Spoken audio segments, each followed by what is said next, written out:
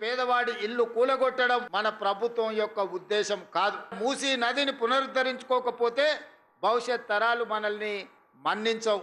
ఇవాళ అహ్మదాబాదులో Sabarmati river front కట్టుకున్నారు, ఢిల్లీలో యమునా నది రివర్ ఫ్రంట్ కట్టుకుంటున్నారు, ఉత్తరప్రదేశ్లో గంగా నది రివర్ ఫ్రంట్ కట్టుకున్నారు. వాళ్ళందరూ వాళ్ళ రాష్ట్రాలు అభివృద్ధి చేసుకొని దేశంలోనే గొప్ప రివర్ ఫ్రంట్ ఎకానమీని చేసినామంటారు. మరి మనం ఎందుకు మూసీ నది రివర్ ఫ్రంట్ కట్టుకోకూడదు? మూసీ రివర్ ఫ్రంట్ చేసేటప్పుడు పేదవాళ్ళకి ఎవరికైనా ఇబ్బంది వస్తే తప్పకుండా వాళ్ళకు న్యాయం చేద్దాం, వాళ్ళకి నష్టపరిహారం ఇద్దాం.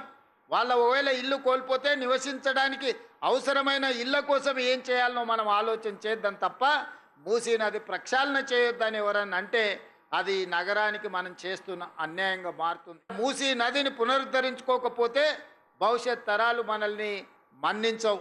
ఇవాళ అహ్మదాబాదులో సబర్మతి రివర్ ఫ్రంట్ కట్టుకున్నారు, ఢిల్లీలో యమునా నది రివర్ ఫ్రంట్ కట్టుకుంటున్నారు, ఉత్తరప్రదేశ్లో గంగా నది రివర్ ఫ్రంట్ కట్టుకున్నారు.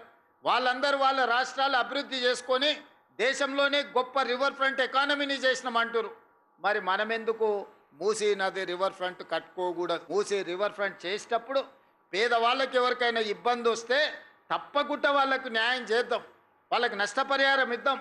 వాళ్ళ ఒకవేళ ఇల్లు కోల్పోతే నివసించడానికి అవసరమైన ఇళ్ళ కోసం ఏం చేయాలనో మనం ఆలోచన చేద్దాం తప్ప మూసీ నది ప్రక్షాళన చేయొద్దని ఎవరన్నా అంటే అది నగరానికి మనం చేస్తున్న అన్యాయంగా మారుతుంది.